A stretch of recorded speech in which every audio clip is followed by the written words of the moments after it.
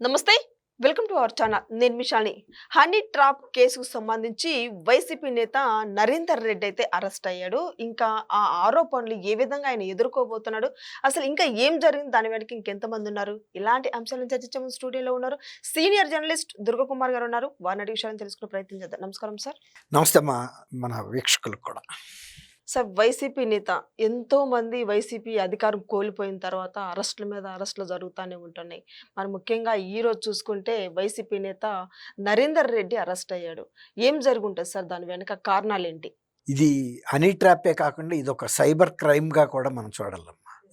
గతంలో ఏంటంటే metro cities నుంచో లేతే ఫారిన్ కంట్రీస్ నుంచో ఈ సైబర్ క్రైమ్స్ అనేవి జరిగాయి. ఇప్పుడు ఈ హనీ ట్రాప్స్ కూడా అలా జరిగిన సందర్భాలు చాలా ఉన్నాయి. కానీ అనంతపూర్ కేంద్రంగా ఒక వ్యవస్థీకృతమైనటువంటి ఈ హనీ ట్రాప్ జరగటం అనేది పోలీసులను కూడా విస్మయానికి గురిచేసింది.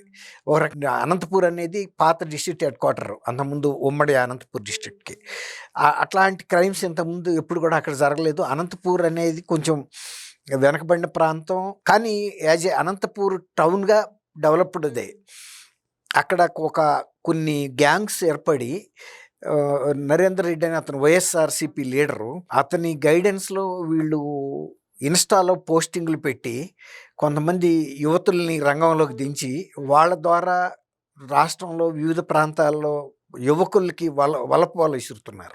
వాళ్ళ కాన్వర్జేషను వాళ్ళ ట్రాప్‌లోకి వెళ్ళిన తర్వాత వీళ్ళని అనంతపూర్ జిల్లాలో రకరకాల ప్లేసెస్‌కి పిలిపిస్తున్నారు.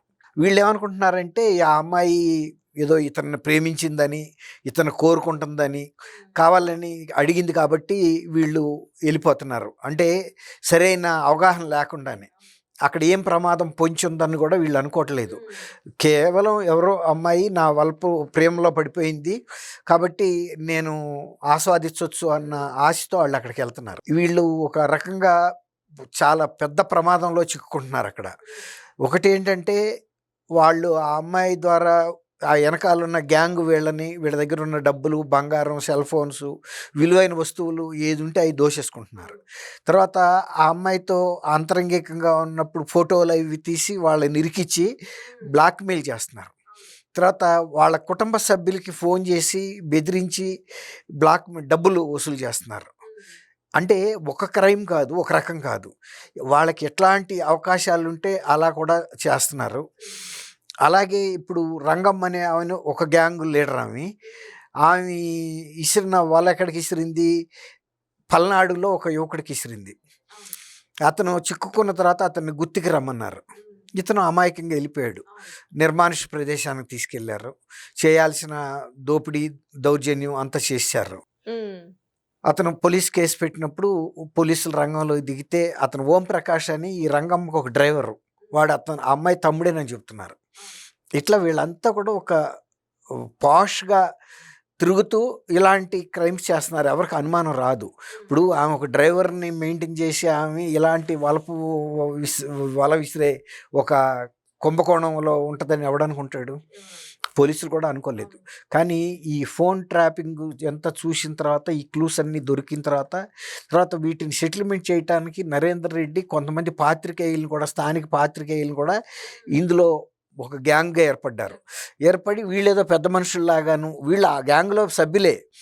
కానీ పంచాయతీ వాళ్ళ దగ్గరికి తీసుకెళ్ళినప్పుడు వీళ్ళకేమి ఆ నాలెడ్జ్ లేనట్టు, ఆ పంచాయతీని మీ తరపు నుండి మేము పరిష్కరిస్తున్నాం, లేకపోతే ఇంకా చాలా తీవ్రం అవుతుంది, ఇది పోలీస్ కేసు అయిందంటే మిమ్మల్నే అరెస్ట్ చేస్తారు అని తిరిగి వాళ్ళని బెదిరించడం. కాబట్టి ఆ సెటిల్మెంట్ కూడా హై అమౌంట్స్‌తో పెడుతున్నారు. ఎందుకంటే అతను కూడా పరువు పోతుంది, నా జీవితం భవిష్యత్తు ఏమవుతుందో పోలీస్ కేసులు అయితే అనే భయంతో ఎంత అమౌంట్‌లో వాళ్ళు సెటిల్మెంట్ చేస్తే అంత ఇస్తున్నారు. ఇచ్చిన తర్వాత వాళ్ళు పంచుకుంటున్నారు. ఇది అక్కడ జరుగుతున్న స్కాండల్. కాబట్టి ఇప్పుడు ఎవరైనా కూడా యువకులు ఇలాంటి ఇన్‌స్టాలో గానీ, లేకపోతే ఫేస్‌బుక్కుల్లో గానీ, ఇంకొక వేదికల్లో గానీ వెళ్ళేటప్పుడు చాలా జాగ్రత్తగా ఉండాలి. అసలు అపరిచితులతో అంత డీప్‌గా వెళ్ళాల్సిన అవసరం లేదు.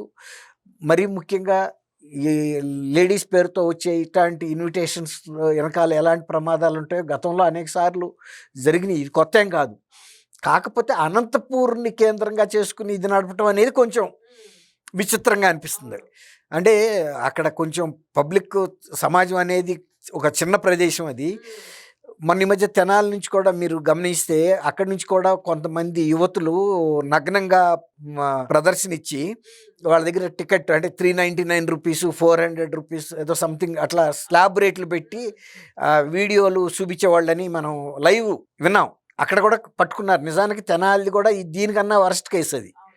అది అసలు వాళ్ళు కొన్ని బిల్డింగ్స్ అద్దెకి తీసుకుని అక్కడ నుంచి ఒక కంపెనీ నడుపుతున్నారని, అక్కడికి వెళ్ళే ఆడపిల్లలు కూడా మేము ఏదో కంపెనీలో ఉద్యోగాలు చేస్తున్నామని ఐడి కార్డ్స్ కూడా ఇచ్చారు, ఫలానా కంపెనీ వాళ్ళు పనిచేస్తున్నట్టు. ఇంటి దగ్గర వాళ్ళు కూడా వాళ్ళ పేరెంట్స్కి చెబుతున్నారు నెలకి 30,000 ఎంతో ఇస్తున్నారు, వాళ్ళకి ఇన్కమ్ వస్తుంది, మిగిలింది వాళ్ళు తీసుకుంటున్నారు.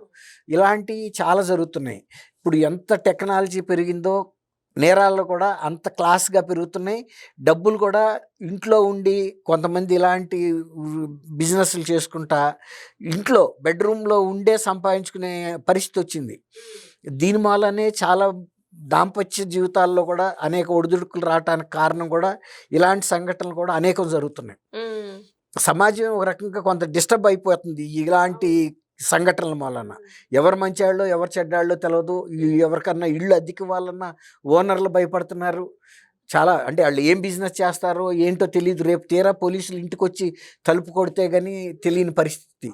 ఇప్పుడు అనంతపూర్ది కూడా ఒక పొలిటికల్ ముసుగులో నరేందర్ రెడ్డి అండ చూసుకుని ఈ రంగమ్మ కానీ ఇలాంటి వాళ్ళు, ఓంప్రకాష్, ఇప్పుడు చూడండి ఎక్కడ పల్నాడు, ఎక్కడ గుత్తి, ఎక్కడ అనంతపూర్ చూశారు కదా. తర్వాత ఒక నిర్మానుష ప్రదేశానికి తీసుకెళ్ళటం, ఇతను కూడా కొంత ఇన్స్టాలో పరిచయం ఏర్పడటంతో కొంత నమ్మకంతో వెళ్ళిపోతున్నారు ప్రమాదాలు చూసుకోకుండా.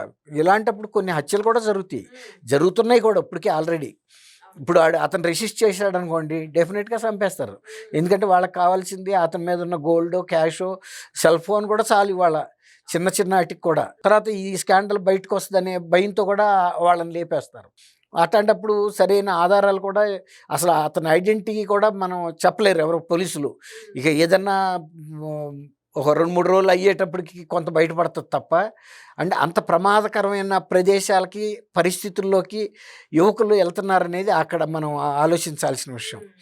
పోలీసులు కూడా వాళ్ళు ఇలాంటి వాటికి ఎన్నోసార్లు వాళ్ళు హెచ్చరికలు చేస్తున్నారు. తెలియని వాళ్ళతో ఫేస్బుక్ల మీద వీటితో మీరు పరిచయాలు పెంచుకోవద్దు, రిలేషన్స్ని పెంచుకుని ప్రమాదాల్లో పడొద్దు వాళ్ళు చెబుతానే ఉన్నారు, జరుగుతూనే ఉన్నాయి.